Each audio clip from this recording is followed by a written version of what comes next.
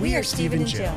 Together, we've been buying and reselling land since the 90s. Our data-centric approach leaves our buyers asking, how can you sell it so cheap? Here on the Land Academy Show, We answer that and more. Steve and Jill here. Hello. Welcome to the Land Academy Show, entertaining land investment talk. I'm Stephen Jack Butella. And I'm Jill DeWitt, broadcasting from the Valley of the Sun. Today we have Karl and Sam from, I think, central Western Chicago or Illinois. Please correct us. Please say we don't like to associate with the city of Chicago very often. Okay.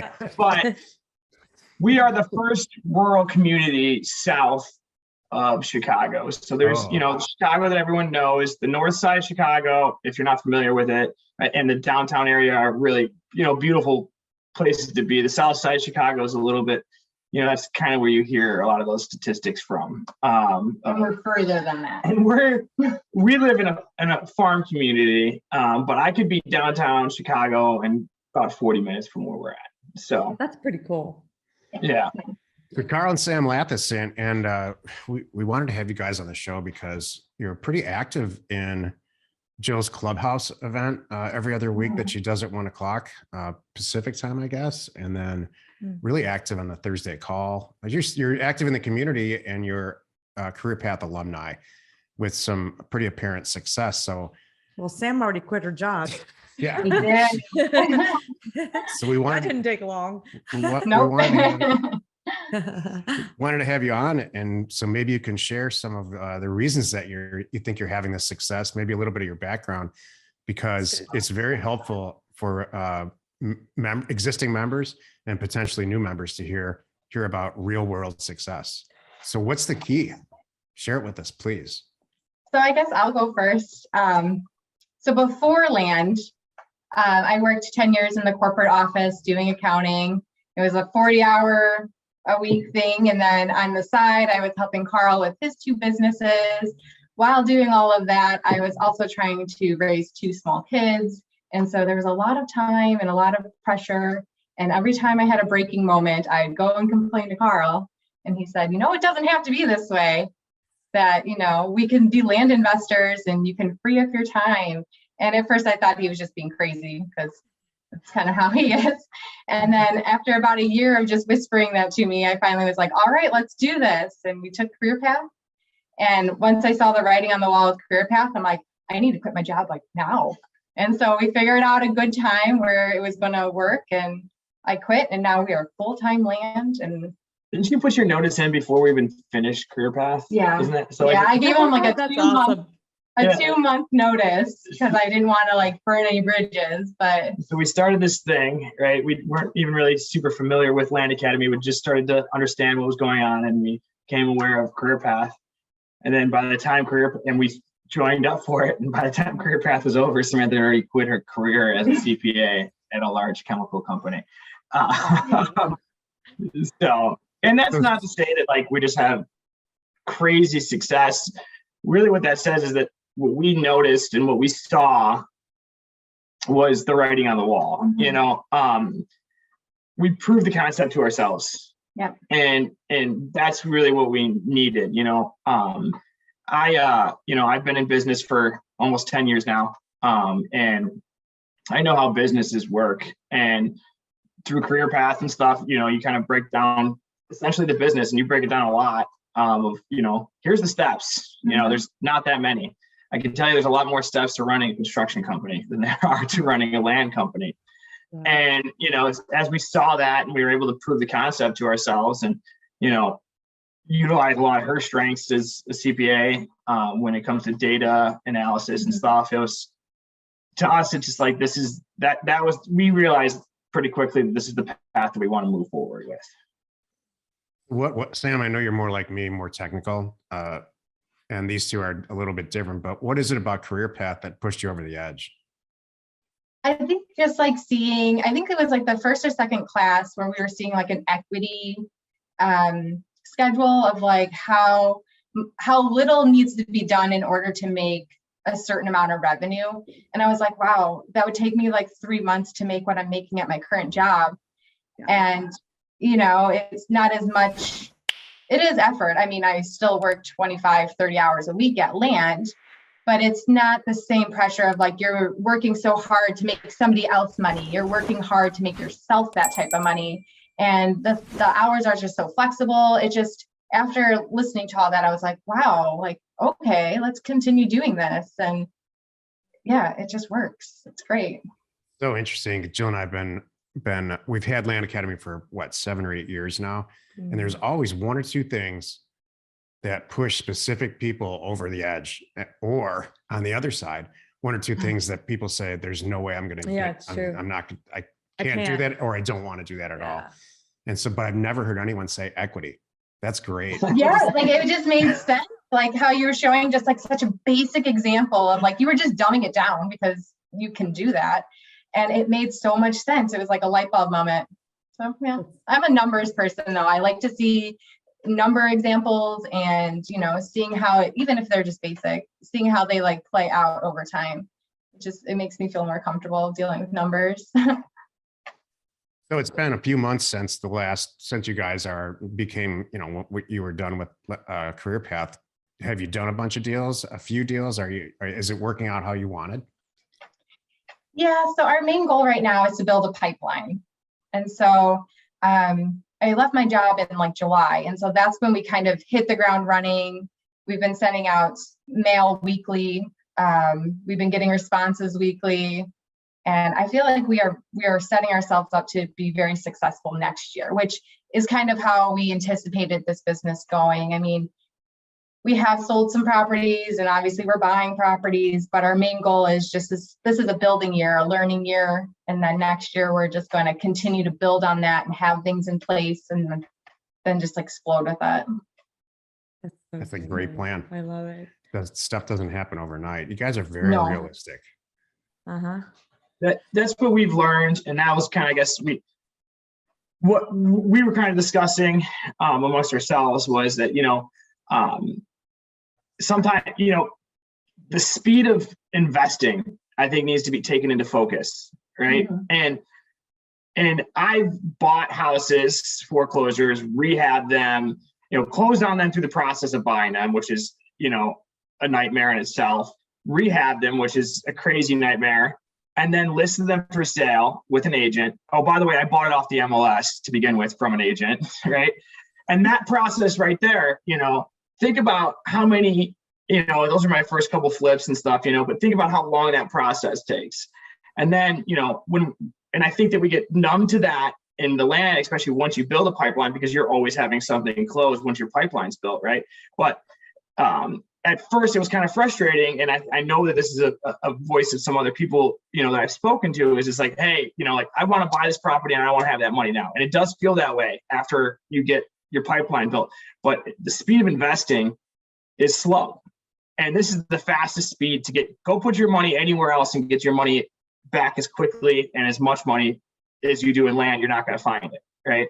But when you go to flip a house, yeah, that's a quick way to make some cash. That's a quick, 90 days if you're the best contractor I know, you know, and it's not even 90 days is unrealistic.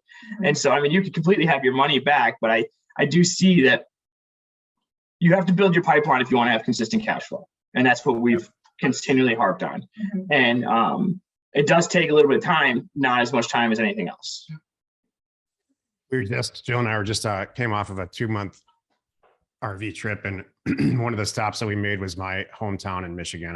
And we met with a bunch of my high school friends and found out where everybody was and what happened in their life. We're at this age now where most or all of our kids are out of the house. And so we can really kind of have a good, hey, what happened in your life, past tense kind of conversation. And one of my friends is now, he inherited a pretty thriving manufacturing company from his parents, and took it to a whole new level and then sold it all. And so he's now just an angel investor, and he was asking us about deal funding and how we do it. And Jill said, well, we fund a deal for somebody that they bring the deal to us. A lot of people bring deals to us. We choose the best ones.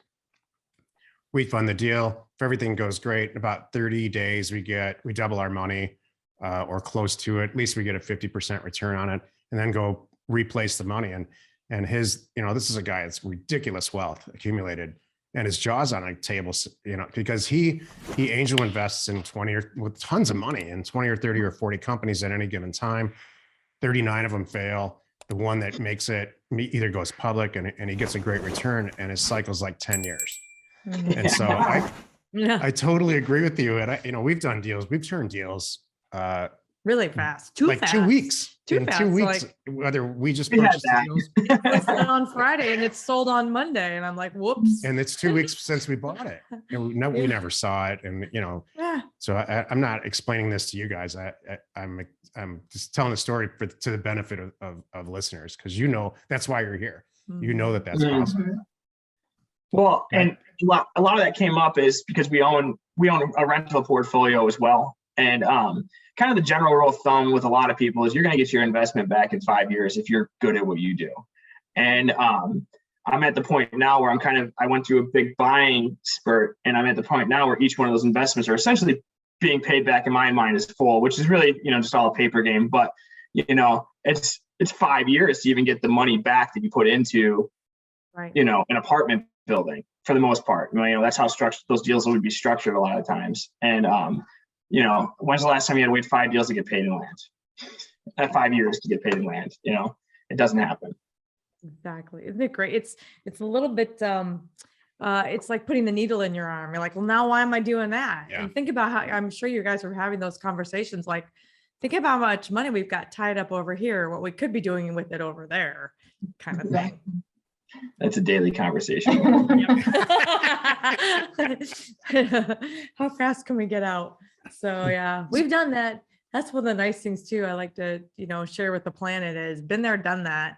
Yeah. I've worked really hard on renovations and, come home like a sooty mess, because you're around construction and everything and dust and dirt, all for $45,000. Big whoop. Right? Jill and I did 2 full renovations, and that was it. Yeah. And Move it was, walls. and we'd made money. In fact, we ended up the second one, we never sold it. It was a buy for 80,000, clean it up for 20,000. It's worth $500,000 now. So, and it's been rented for many, many, many, many years. So, it's not like we're complaining about the money. It's just, I hated it. And so did she. Yeah. Yeah. You have to have a stomach for that stuff too, by the way. For sure. Yeah, absolutely. You don't know what's coming. It's really, really true. HGTV, we talk, this is our daily conversation. We're like, oh, HGTV makes it looks all dreamy, but Yeah. it's not really like that. Boy, that's a show. I mean, I don't mean an episode on this silly podcast. I mean, a whole full-blown show about how fake HGTV is just fake news. Yeah. People tell me that people tell me how much fun it would be to do, I'm rehabbing an apartment and, and like, it is work. Yeah. Oh, I love demos. Oh yeah. You want to pick up a hammer and come demo this? Let's do that. You love demo. You love swinging the hammer in front of the cameras, but you know how much work that actually really is. Most people can't handle it. Totally. Demo's a blast until you demo something and find out there's black mold in there or whatever. That too. Once you demo it, you find out what's really going on, and Mhm. Absolutely. then your budget changes, and then eventually you stop having a budget and they just want to get the project done. Yeah. Yeah. And if you're not in control, and that's another thing when it comes to land, right? Because you're in control of everything. If you're flipping a house and you're not a contractor, I am luckily, when that budget's blown and that contractor doesn't care. You can control everything when it comes to land, I know you've been kind of speaking a little bit about doing enhancements and things, but I mean, a driveway is never going to blow a budget by $20,000. If that's what you end up doing, putting a culvert in is going to be pretty standard. You can kind of control the ship a little bit, but if you pay an electrician to go to a house and, replace an outlet, and before you know it, you're replacing the panel, that's a huge cost variation, and that's not going to happen in the land world. Do you think that this sung to you so much because of that prior life experience that you're like, wow, I didn't know we didn't have to work this hard? I mean, how much of that do you think attributes to this? Because you get it. Obviously, you guys quickly got it. You understood. It made sense to you. Still, so many people don't understand the one little piece of, wait a minute, you buy a piece of dirt, you do nothing to it, and you sell it for more. Like, yep, And they're like, how is that possible? But you guys got it. Do you have Yeah. like any idea why it just made sense to you? I guess like from like the data perspective, like I understood where the data was coming from. I understood how to send out the offers. And so it kind of made sense, like, well, yeah, that's what you're offering these people. And I started seeing like common situations that were happening. Like these people inherited it. They really don't want it, and they really don't care how much it's actually worth. They just want it off their plate, and they know they have a weird title situation with so many people on it, or or some people are just desperately in need of the money, and they see this as like, well, in 4 weeks or 3 weeks I can get my money. And it's like, yes. And they're like, okay, sign me up, let's do this. And so once you start understanding how the data works and how there's a need for it, you're helping these people out, then it kind of makes sense that, yeah, you're just getting it to them as fast as possible. And they don't care what you do with it afterwards. If it takes you a month to sell or 3 months to sell, they don't care. They already have their money and they're happy and moving on with their life. I told Samantha when we first started this, because I have experience answering phones. I have experience with all that kind of stuff. And I was kind of prepared for what the hate is. And actually, we love the hate. We laugh, so much fun. We're still answering 100% of our phone calls. And I told her, when it kind of started, it's like, hey, and I've been doing this for years, and I've thought this for years, is you ever see Bill Murray's Groundhog's Day? All right. So every time you answer that phone, that there's going to be one of so many characters they're going to call you. There's that happy guy who wants to talk to you, the old guy who hasn't talked to anybody, and talk. You could name, Jill, I'm sure you could actually write them down. You could probably narrow it down to 10 characters, right? So now it's Groundhog Day. So this character beat me last time I talked to him. How am I going to approach this guy so at the end of the day it ends up with me owning the property, right? So it's Groundhog's Day. You get practice. Every time they call us, the first time they're calling, either yell at you about your mail or what was the first, they think they're original, right? The thing is, 10 other people just called me the same thing. And maybe the first 2 guys kind of shook me, but you're not going to shake me after a while. And so it's Groundhog's Day, practice. We get practice every time, and no one out there is original. I have yet to find an original person. They are in their own little ways, but like every one of them, you can put them in buckets, right? And there's always, and after a while, it's like, well, don't yell at that kind of guy. That's hilarious. It's almost like I want to have little flashcards. Like the call comes in, I can hold it up like, yeah, it's inherited. Three I don't know answers, what to do.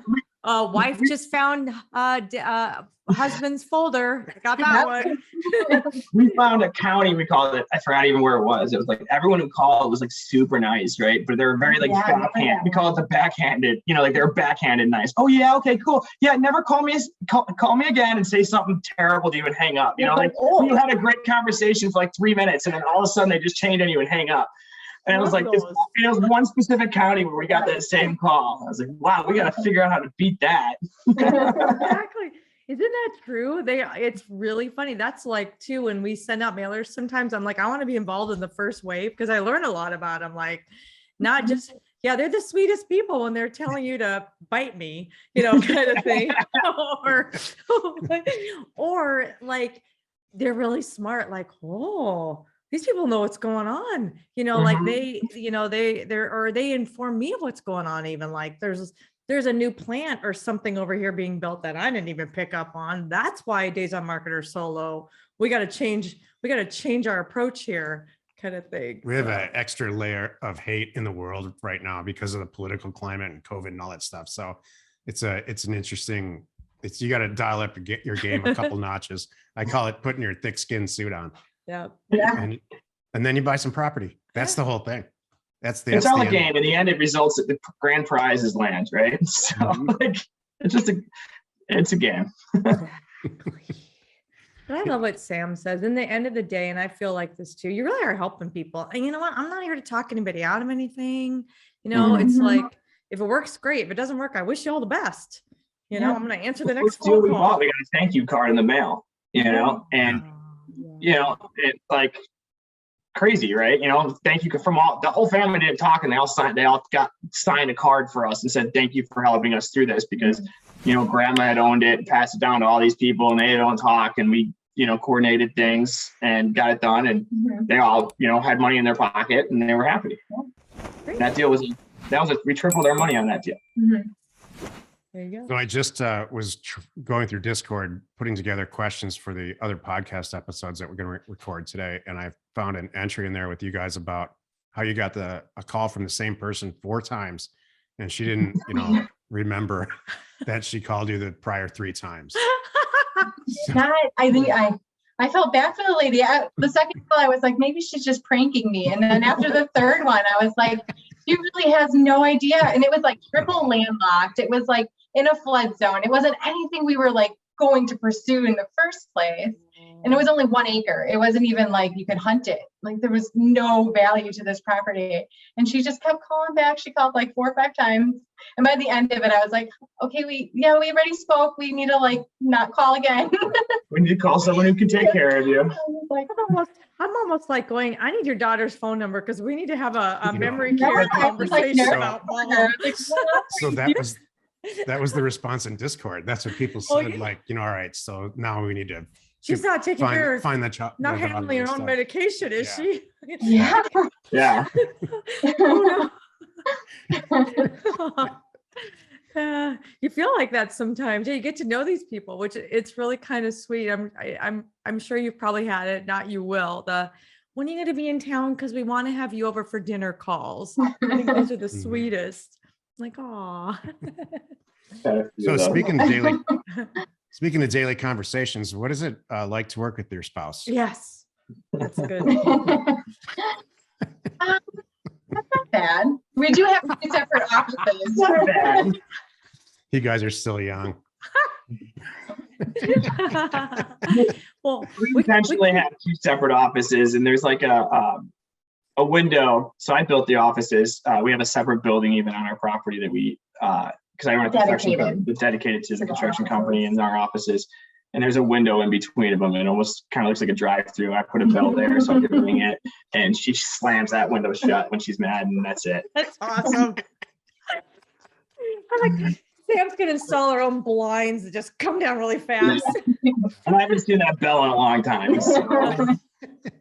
No, actually, you know those metal shutters when you travel on your, you Yeah. put well, maybe like in Florida they have them. We'll put those on the inside.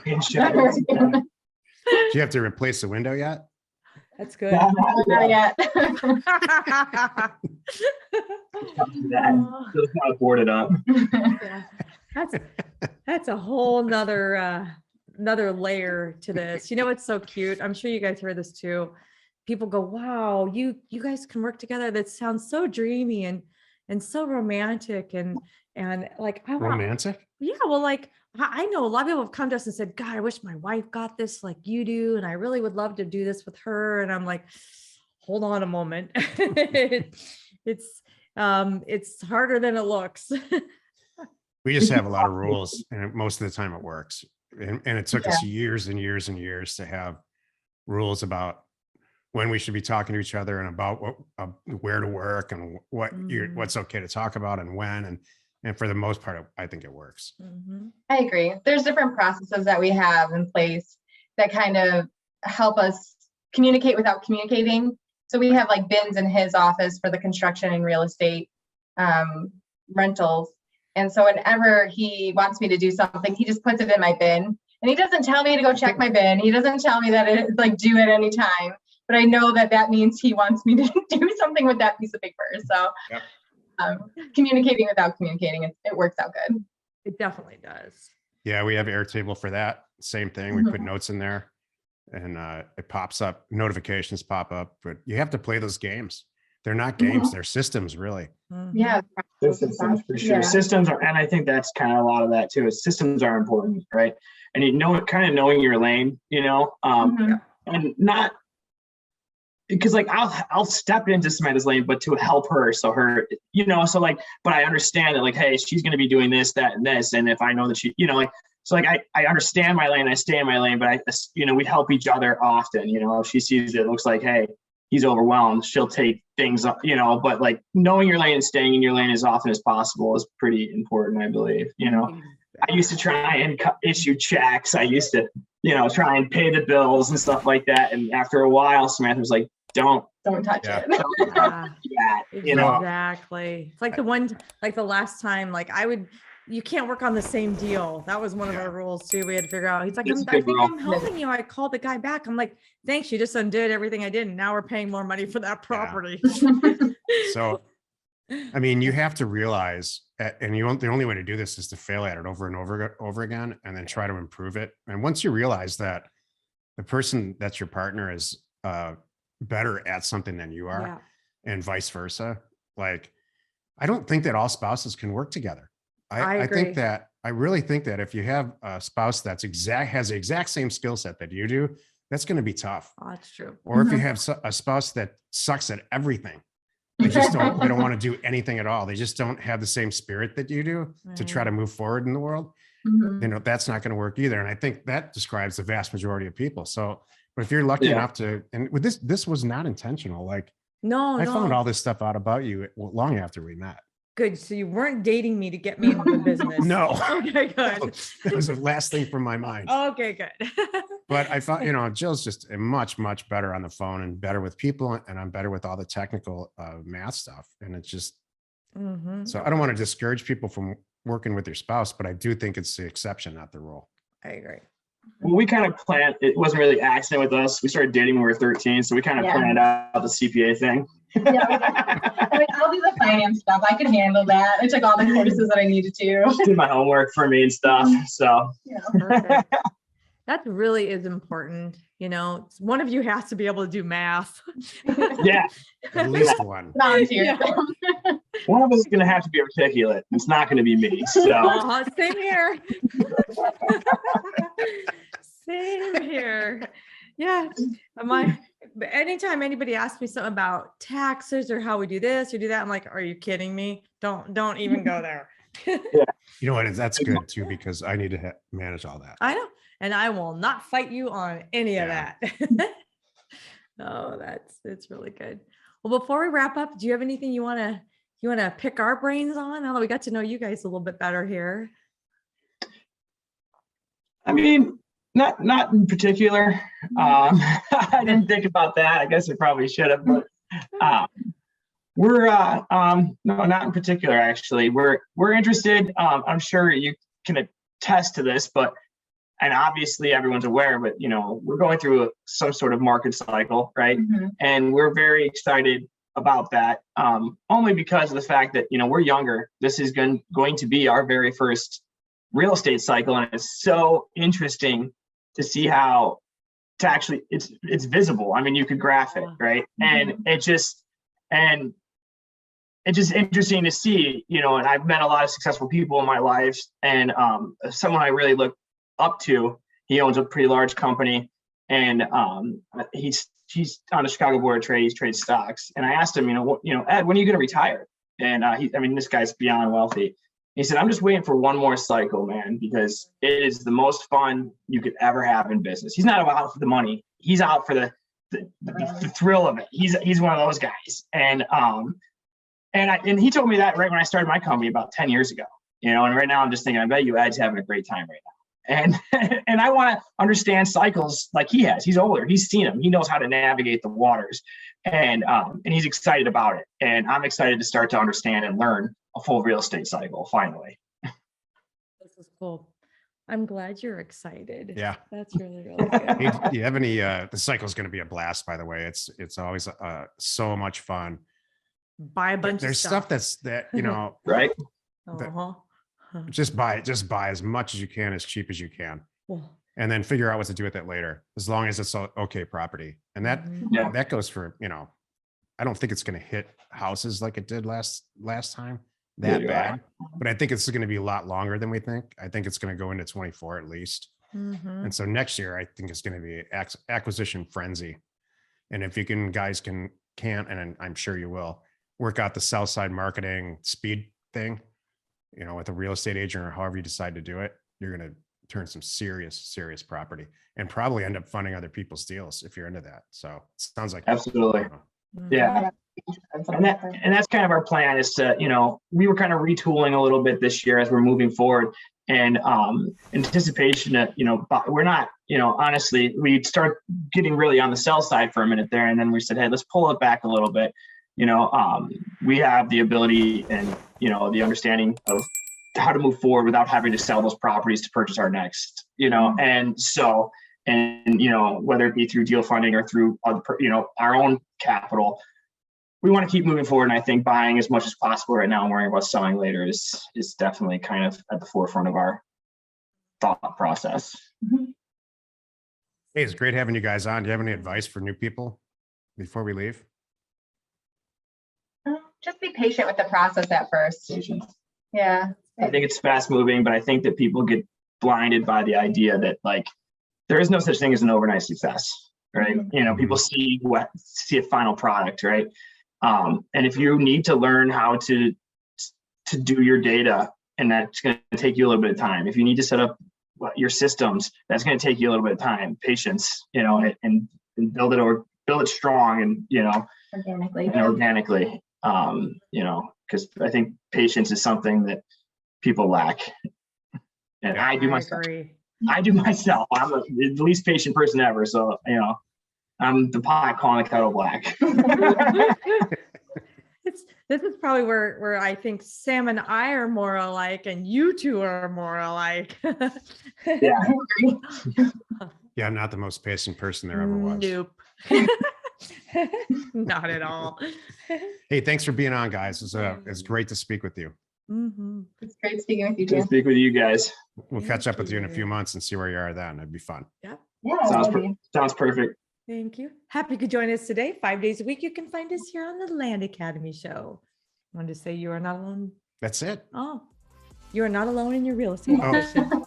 We hope you found our content valuable and we appreciate your support. If you have not already, please check out our channel and hit the subscribe button. And your comments and suggestions help us to create the content you're here for. Hitting the like button helps to support our channel's algorithm and gauge your interest for future shows.